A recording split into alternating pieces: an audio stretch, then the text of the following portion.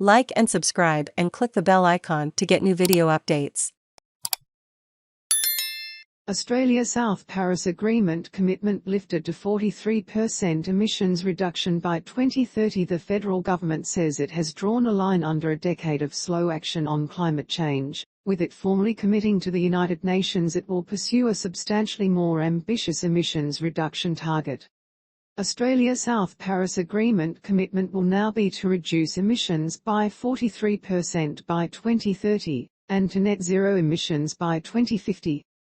The previous government had refused to raise its ambitions above a 28% 2030 target, which it set in 2015. It signed on to a net zero target at the UN's climate conference last year. Energy Minister Chris Bowen says with the new commitment, Australia turns the climate corner. A decade of denial and delay is a decade too long, Mr Bowen said. We've drawn a line under it, we're getting on with.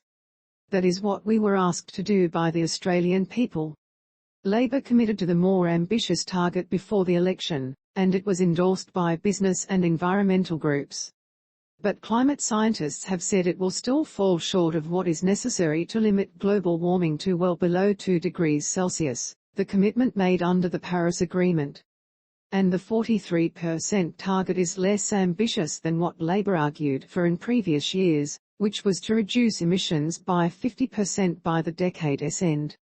Federal climate change policies have been the source of bitter fighting between and within the major parties, and debate over climate policy has directly or indirectly led to leadership spills on both sides of the aisle. Read more. Prime Minister Anthony Albanese said the new target was an opportunity to end the climate wars. This is an opportunity to reach for solutions, not arguments.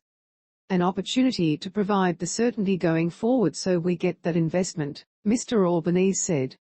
One of the key levers the new government intends to use to lower emissions is a strengthened safeguard mechanism, which sets an emissions cap on big polluters and requires them to pay to offset their emissions if they go over the cap.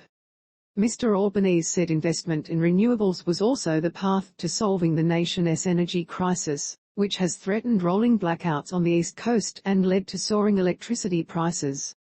Posted 17 hours ago, updated 15 hours ago.